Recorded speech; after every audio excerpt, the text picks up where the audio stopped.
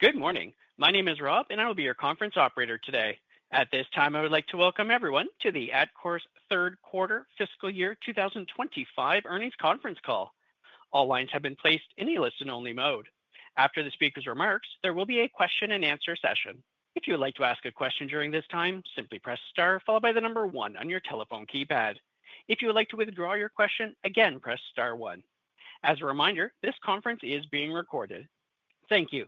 I would now like to turn the conference over to your host, Matt Klein, Vice President of Treasury and Investor Relations. Thank you. You may begin. Thank you, and good morning, everyone.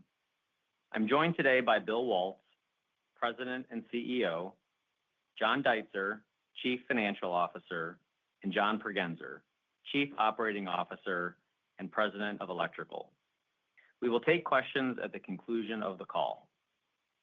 I would like to remind everyone that during this call, we may make projections or forward-looking statements regarding future events or from financial performance of the company. Such statements involve risks and uncertainties such that actual results may differ materially. Please refer to our SEC filings and today's press releases, which identify important factors that could cause actual results to differ materially from those contained in our projections or forward-looking statements. In addition, any reference in our discussion today to EBITDA means adjusted EBITDA, and any reference to EPS or adjusted EPS means adjusted diluted earnings per share. Adjusted EBITDA and adjusted diluted earnings per share are non-GAAP measures. Reconciliations of non-GAAP measures and a presentation of the most comparable GAAP measures are available in the appendix to today's presentation. With that, I'll turn it over to Bill. Thanks, Matt, and good morning, everyone. Thank you for joining us today for our fiscal 2025 third quarter earnings call. Before I address our third quarter results, I want to discuss the announcement made earlier today. I've informed the board of my decision to retire from Atkore. After much reflection, I know that now is the time to start a new phase of my life with my family. I've had the privilege of spending 12 years with Atkore, including 7 as CEO, as part of a 40-year career. I'm proud of all the accomplishments that the team has achieved. Although the work is never fully complete, it is time for the board to engage their succession planning process. The board supports me in this decision. I am focused on a seamless transition and plan to lead Atkore in my current role until a successor is appointed. Our strength as a company has always come from our strategy, process, and most importantly, our people, and that will not change. Our Atkore business system is about the team, and I have the utmost confidence in what our teams can achieve going forward. While we are making this announcement today, I am committed as ever to our strategy, our nearly 5,600 employees, and our shareholders until the next CEO is appointed. With that, I'll turn to our third quarter results starting on slide 3. We delivered strong performance in the quarter, achieving net sales, adjusted EBITDA, and adjusted EPS toward the top end of the ranges we presented in May. Our net sales of $735 million included 2% organic volume growth. Beyond our volume growth, results were supported by continued productivity gains, particularly in our S&I segment. Year-over-year declines in average selling prices were in line with our expectations, and we are pleased to see a second consecutive quarter of sequential pricing improvement in our steel conduit products.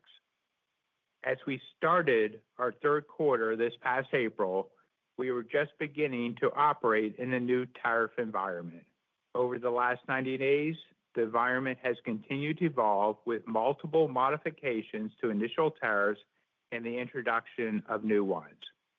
Notably, imported steel conduit and PVC conduit volumes have both declined year over year in the third quarter compared to the prior year. As we started the third quarter, the Dodge Momentum Index indicated a slowdown in planning activity across several non-residential categories. Since then, construction sentiment has been mixed. We've observed pockets of strength in certain verticals, while other key sectors have been more subdued. Tariffs are influencing not just input costs, but also market pricing dynamics and broader demand patterns. Taking all this into account, we are maintaining our full-year adjusted EBITDA midpoint of $400 million and are raising the midpoint of our adjusted EPS to $6.50, reflecting improved visibility and stronger earnings leverage. Looking ahead to FY26, we continue to refine our estimates. We anticipate several headwinds, some of which have been previously communicated, such as the expected year-over-year impact from lower selling prices. Others, like the broader tariff effects, which have both direct and indirect elements, have emerged more recently and introduced greater complexity. We expect these pressures to persist into next year, and we are actively evaluating various levers to help mitigate their impact. In closing, I want to thank our teams across the organization for their continued execution and discipline. Their dedication to the Atkore Business System remains central to how we deliver value to our customers and shareholders. With that, I'll turn the call over to John Deitzer to talk through the results from the quarter and our full-year outlook. Thank you, Bill, and good morning, everyone. Moving to our consolidated results on slide 4. In the third quarter, we achieved net sales of $735 million and adjusted EBITDA of $100 million. Adjusted EPS was $1.63. Turning to slide 5 in our consolidated bridges. Organic volumes increased 2% compared to the third quarter of fiscal 2024. Average selling prices declined 12% year-over-year, driven primarily by our PVC conduit and steel conduit products. These year-over-year price declines for both product categories were expected, and as Bill mentioned, we are pleased to report the second consecutive quarter of sequential pricing improvement in our steel conduit products. We also saw sequential pricing improvement across the enterprise, including for electrical cable and flexible conduit, mechanical, and metal framing products. However, pricing has not kept pace with raw material cost increases. This has been particularly true with respect to copper, which has seen cost volatility for most of the quarter. Moving to slide 6, year-to-date, our volume is now up slightly, having been flat for the first 6 months compared to the prior year. Our year-to-date volume reflects growth across 3 product areas. Our metal framing, cable management, and construction services has grown low single digits year-to-date, driven by our ongoing focus on construction services as well as cable management. Year-to-date, our plastic pipe, conduit, and fittings category is now flat year-over-year, having overcome a mid-single-digit decline in the first half of fiscal 25. Growth in the third quarter came from our PVC and fiberglass conduit products. Our metal, electrical conduit, and fittings product area has grown low single digits year-to-date, having overcome flat volume performance in the first half. We estimate that demand for domestically made steel conduit has increased due to enacted tariffs on imported steel. Our electrical cable and flexible conduit category also continues to grow, up low single digits year-to-date, which we believe is in part due to the success of our differentiated products. Turning to slide 7, adjusted EBITDA margins compressed year-over-year in our electrical segment, primarily due to pricing declines related to our PVC and steel conduit products. Adjusted EBITDA margins improved in our S&I segment year-over-year, driven by volume growth and overall better productivity. The productivity gains were primarily due to better cost management in our North American operations. Turning to slide 8, year-to-date, our business has generated $192 million in cash flow from operations, and we've received $14 million in proceeds this year from a previously announced divestiture of the Northwest Polymers business and the sale of some excess equipment. We remain committed to executing a balanced capital deployment model with an emphasis on returning cash to shareholders. Our balance sheet is in a strong position with no maturity repayments required until 2028, and a recently refinanced asset-based lending agreement remains undrawn, contributing to a net leverage ratio of approximately 1x. Next, on slide 9, we are maintaining the full-year outlook midpoint for adjusted EBITDA. However, with better line of sight to the fourth quarter, we have narrowed the range and expect full-year adjusted EBITDA between $390 to $410 million. We are also pleased to be increasing the midpoint of our full-year outlook for adjusted EPS and now expect to achieve adjusted EPS within the range of $6.25 and $6.75.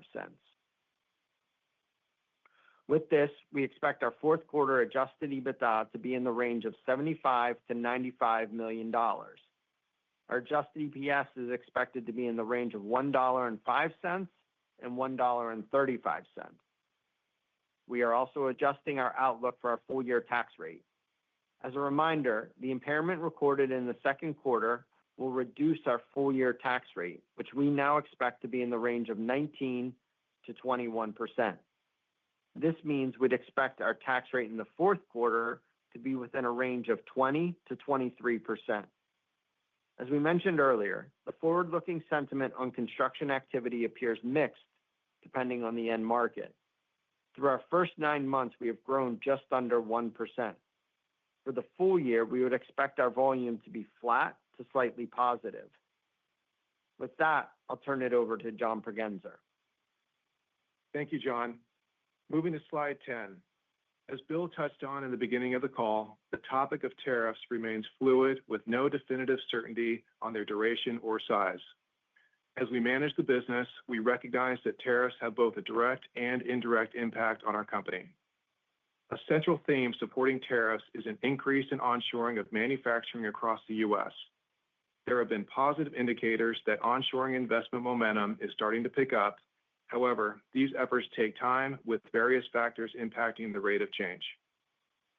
A potential direct benefit from tariffs for Atkore primarily centers on our ability to recapture lost market share from imports for certain product categories over time.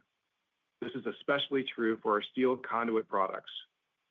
We believe this will occur over time as market demand shifts back toward more domestically sourced products. Since last quarter, the administration announced several changes to existing tariffs and new tariffs. The most relevant change for Atkore was the increase to the original steel and aluminum tariff on Mexico and Canada from 25% to 50%. The recently announced 50% tariff on imported copper that became effective on August 1st is not expected to negatively impact Atkore due to our domestic supply partners. As we look beyond FY25 to FY26, we are estimating various factors that are likely to impact us. As we have previously communicated, due to the rate of change in our average selling prices for our PVC conduit products in FY25, we expect to experience a year-over-year headwind into FY26. We expect that unfavorable impact to occur throughout the duration of the year, starting with our exit rate in FY25, but having a lesser impact as the year progresses. The recently expanded aluminum tariffs from 25% to 50% creates a new cost challenge for the market, which could also slow demand activity for our products. The combination of these factors suggests that there are approximately $50 million of unmitigated headwinds in FY26. Although we have not finalized our full-year guidance for FY26, we are actively working to offset the effects of these anticipated headwinds. Now, turning to slide 11. As we've often said, the electrical industry is a great place to be. Our strategy addresses items that we are focused on today while also looking toward the future. We remain committed to maintaining a strong balance sheet and financial profile that enables us to return capital to shareholders while also pursuing strategic actions that enhance our portfolio of domestically manufactured electrical products. Our teams continue to drive operational excellence through the Atkore business system. Our disciplined, data-driven approach to managing growth, productivity, and customer value. Despite near-term challenges, our positioning in key electrical end markets gives us confidence in our ability to grow volume over the mid to long term. Today and in the future, Atkore is providing comprehensive solutions to deploy, isolate, and protect critical electrical infrastructure over the long term, while on a mission to be the customer's first choice by providing unmatched quality, delivery, and value to help our customers achieve their goals. With that, we sincerely thank you for joining our call and for your interest in our company. Now, we'll turn it to the operator to open the line for questions. At this time, I would like to remind everyone, in order to ask a question, press star, then the number one on your telephone keypad. Your first question today comes from the line of Andy Kaplowitz from Citi. Your line is open. Good morning, guys. This is Piyush on behalf of Andy. Yeah, hey, good morning. Congrats, Bill, on the retirement announcement. Well deserved. Well, thank you, Piyush, and look forward to still talking with you for a while here, but enjoy. Absolutely. So I just wanted to touch on volume growth. It seems that forecasting volumes has been a little bit challenging, and I understand it's been a dynamic macro environment. But based on your conversations with your customers and the mega projects and the mega trends that you have talked about, do you have enough visibility on demand trends to provide some puts and takes on your volume expectations for 26? John, do you want, I have a feel, let me do it this way. So end markets like data centers are exploding. So that should be good from a vertical. And also specifically for us, and this is difference between, let's say, fiscal Q2, fiscal Q3, when we get into what we call global mega projects, working specifically with a customer, that's lumpier. So, like timing of jobs for the last quarter or two, as you wrap up jobs and start another large projects, have been a little slower from year-over-year comp. But us talking to, I'll just say, very well-known global data center-driven data companies, we're optimistic for the future there. Solar, same thing. You can go check with, the people we sell to, and they're optimistic. And I think from there, other than residential, reasonable markets going forward. So, we can get into our quarter and so forth. But Piyush, we're not giving estimates for next year. That's when I first mentioned John Deitzer, but it should be reasonable growth going into next year. Yeah, I totally agree with Bill here. I think we had a little bit of choppiness in our international business from some of the mega projects rolling off and new ones starting potentially as we look forward. So I think we felt good there. I mean, we've called that out before. But in the North American business, I think, that's performs as we expected or somewhat in line with some expectations at the end market level. But the timing of it has been a little bit choppy here between some of the months. But looking forward, I think we're pretty, that low single digit type environment seems to be pretty reasonable. Got it. Helpful. And just like touching on your water end market, I think you have talked about increasing focus on water, but seems that the water end markets are a bit mixed here. Maybe expand on the demand trends that you are seeing across the end market, and is water still a vertical where you're planning on investing? Yeah, well, I'd say at this stage, a majority, there's always a couple of things to finish, but the investments have been made. Now it's just growing within customers, and that seems to be going on pace. Again, as we called out in previous quarters, we, whatever word you want to use, fired, maybe too strong a word, but specific customers that were resellers or retail oriented and plumbing and things like that tied to residential is down. But where we're focused, the municipal is picking up. We're filling that void year over year, and I think it should be a reasonable market for us going forward. Gotcha. Helpful. One last one on HDPE. I think last quarter you mentioned potential for increase in competition from satellites. How has that dynamic evolved so far, and how's the current inventory in the channel? And if you have started to see these money making its way into the projects? Yeah, so I'll start, but anybody jump in here. Again, I should probably turn it over to our COO that's closer to these things. But so to the last quarter, I don't think with the one big beautiful bill and everything else that is still the option to use satellites. Somebody can give me more details on the specific you know parts of what laws, but the states are required to do the most effective thing out there. So that hasn't changed one way or the other. I'm not aware, but maybe it's my knowledge of specific jobs we won with the BEADS Act.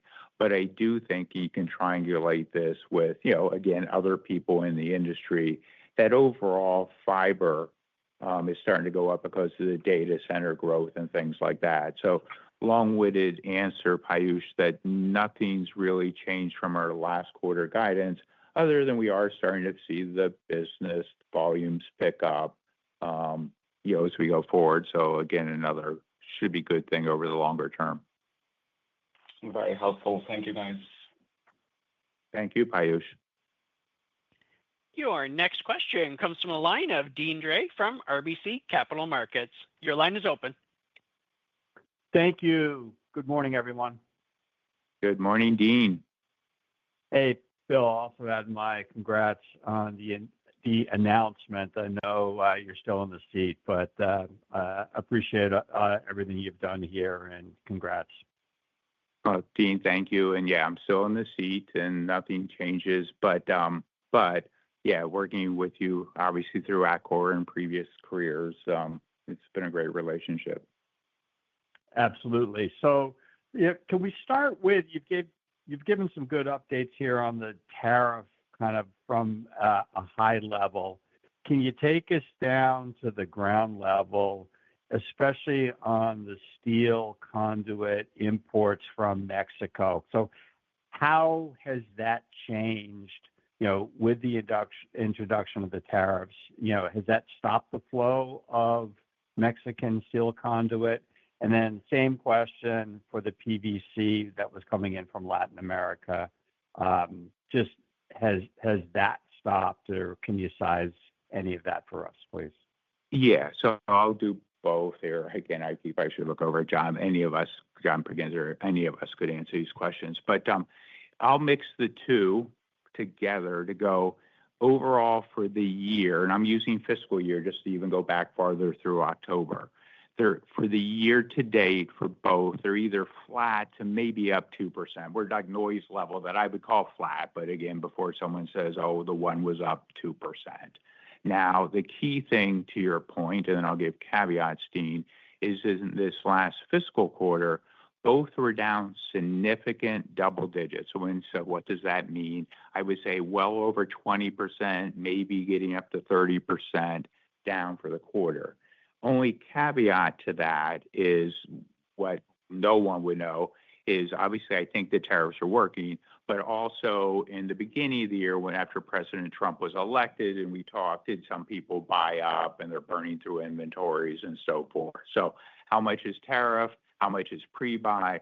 But either way, the tariffs, I think, especially with steel conduit, as John Pregenzer mentioned in our opening remarks, up 50% is having an impact. PVC at 10% for most countries, and you got to realize, or my perception, that what people claim for their imported value can be subjective. So, is that having it, like let's call it a 5% CEO math here impact? But both are down, and tariffs in those areas, especially steel, seem to be effective. Got it. And then second question, can you take us through and update us on your demand visibility as it stands today? At one time, there was a meaningful backlog. That has all been burned off, I would presume. So are you down to like a 2-week visibility? Just kind of give us a sense there, because I know that shortened time frame adds more volatility, and you have to gauge what's going on the construction markets. But just frame for us the earnings visibility in any dimension that you could. Yeah, I'll try to. And again, team jump in here if need be. But again, Dean, our backlog is 2 weeks or so, give or take, because again, we aspire to ship in 4 days. So by definition, if we're, now there's some make to order products and so forth. That really hasn't changed much. Out with the customers, again, this is more anecdotal, but talking to all of our customer base, inventories are average with distributors to slightly lower. And there's lots of reasons for that. One is we've, commented in our prepared remarks, things like PVC pricing has dropped. So, distributors on thinner margins don't want to be buying a product at a high price, lower margin, try to pass that on. So logical there.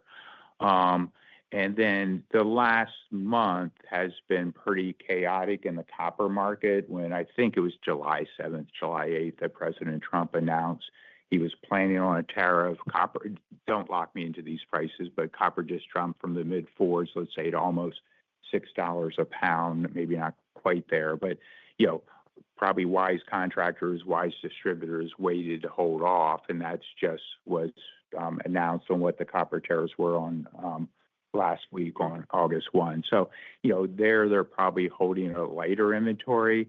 And the last data insight talking from customers, and again, each customer may have a slightly different view of this, but in the utility market, my perception is that the end demand has been good. In other words, contractors installing, but at least some of our distributors have mentioned, they were still burning off inventory that's now throughout. So, again, slight more optimism for us in the utility market as we go forward from this date, but the market at a manufacturer or distributor may have been slightly less.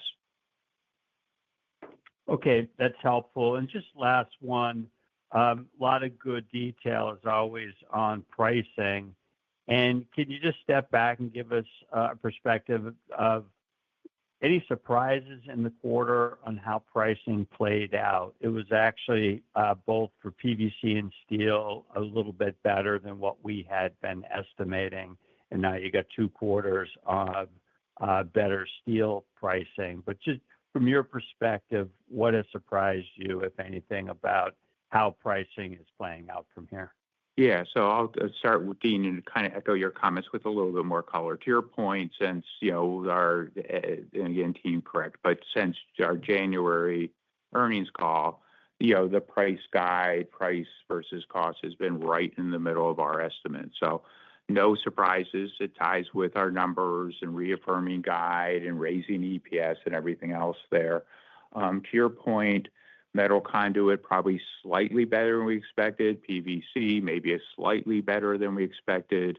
But then, as John Pregenzer in the our earnings announcements here earlier, some of the aluminum at 50%, we import aluminum from Canada. So that has kind of hit us there purely because of the fact that, we're paying the tariff. And at least today, we have not seen, there's a lot of chaos, as I just mentioned, with both copper and aluminum, but we don't feel, it's hard to measure this to go which is what or what the market's doing, but we don't feel like we're able to recoup the aluminum cost today. Got it. Thank you.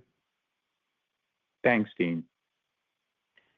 Your next question comes from the line of David Tarantino from KeyBanc Capital Markets. Your line is open. Good morning, everyone. And Bill, congrats on the upcoming retirement. Cool. Thanks, David. Maybe to put a finer point on the fiscal 2026 comments, could you walk us through generally how you're thinking about the underlying assumptions within the $50 million headwind, maybe walk through PVC, steel, and what looks to be bubbling up aluminum headwinds, and what do you think the mitigating actions would look like? I think you mentioned that this was an unmitigated. Yeah, great question, David, obviously. And then I'll start, and John Deitzer, if there's any, again, the key caveat here is we wanted to give some feel for next year now versus waiting to November, or as we talk to, different shareholders and models to go, hey, let's at least think through some of this. But we're not here to give guidance that we would or specificity in November. So that said, as we've called out literally in our November guide of last year, our January guide, that we should, shareholders in the company, expect year-over-year headwinds for things like PVC purely because as pricing dropped this year, it's a much lower starting off point, even if PVC pricing held for all of next year. So rough numbers without breaking out, unless John Deitzer wants to get this level of specificity, but I doubt it, is we're probably, and these are estimates here, but they're probably looking, let's say, at $70 million of year-over-year just mathematically as pricing's dropped this year without calling out which commodity. You kind of called out, though, PVC down, steel conduit is still down at the moment, but with 2 quarters, and we're expecting 3 quarters, this quarter here, sequential improvement, that could be a slight uptick as we go into next year. Beyond that, getting so specific. And then at this stage to go, hey, John Pregenzer mentioned 50 million in page 2 of the deck or whatever page I spoke to, had a 50 million there. It's assuming normal productivity, normal, as John Deitzer and I just mentioned, normal, 2-3% volume growth for next year. Now, as we also mentioned, obviously we're working hard now on every and any facet of how do we get more productivity, how do we get more volume, what other cost controls we could do.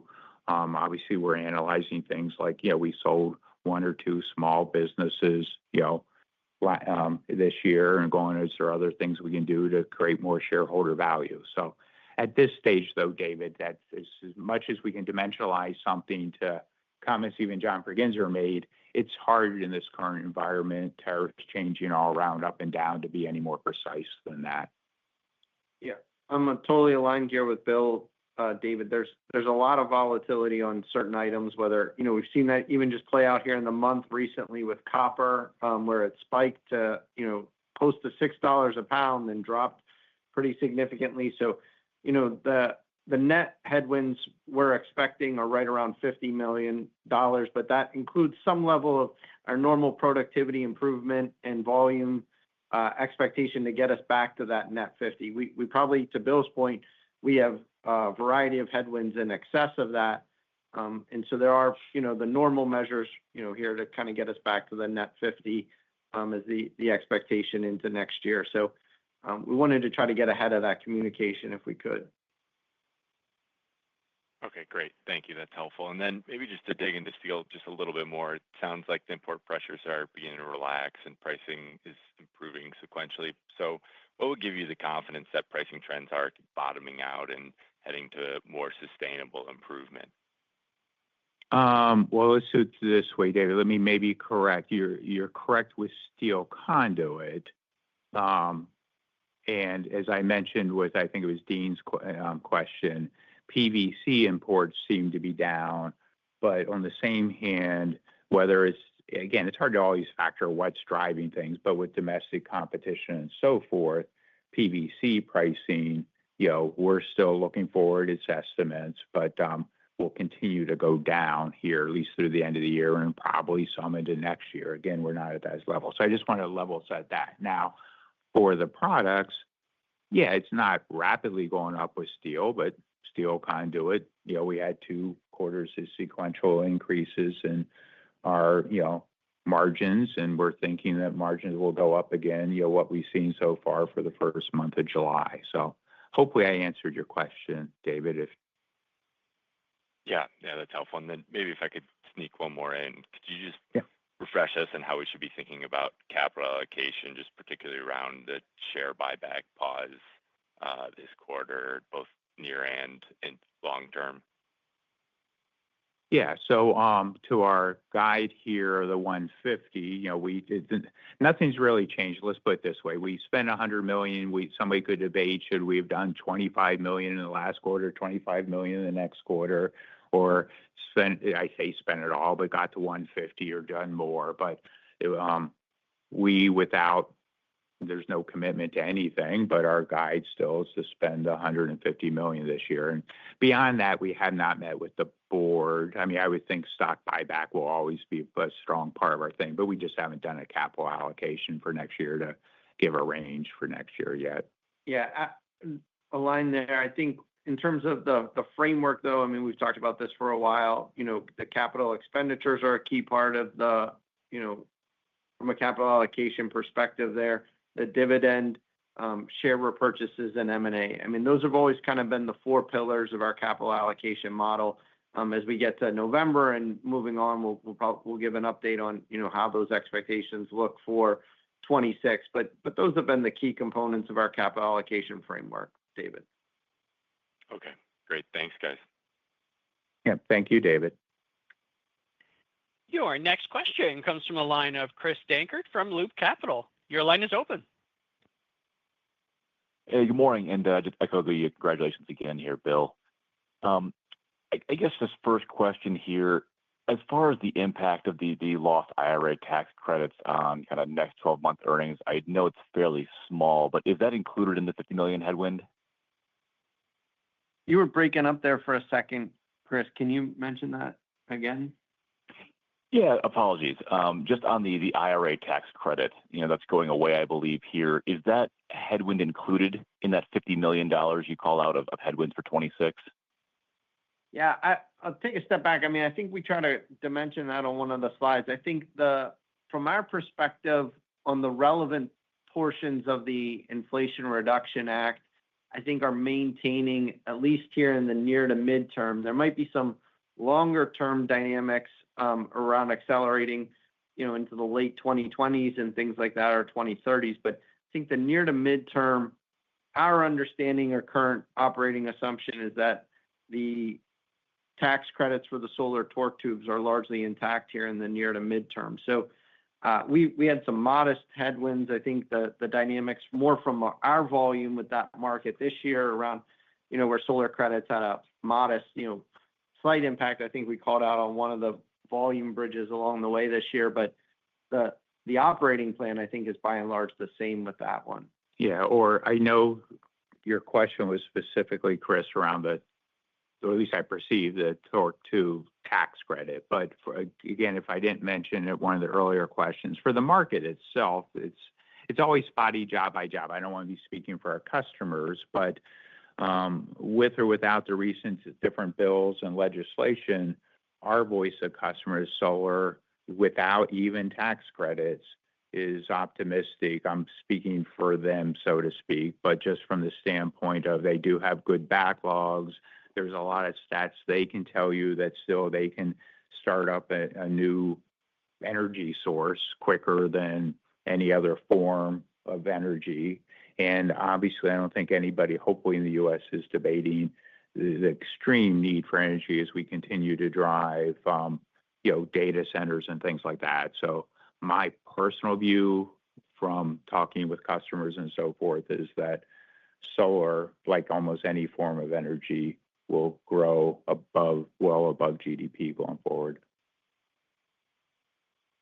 Got it. Thank you for that. So I guess the only other question I'd have on that particular point is, if the market's still growing nicely, how do the margins in that business look for Atkore? Is that still an attractive market going forward after adjusting for all the moving parts here?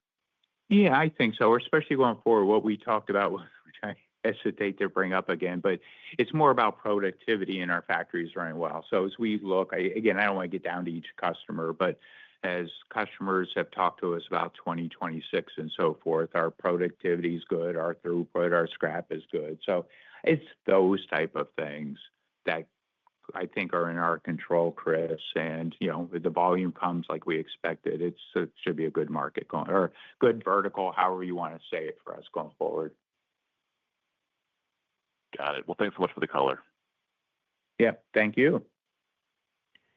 Your next question comes from a line of Chris Moore from CJS Securities. Your line is open. Hi, this is Will on for Chris. Can you just add any color, talk about any puts and takes to free cash flow generation in FY25 versus FY24? Thanks.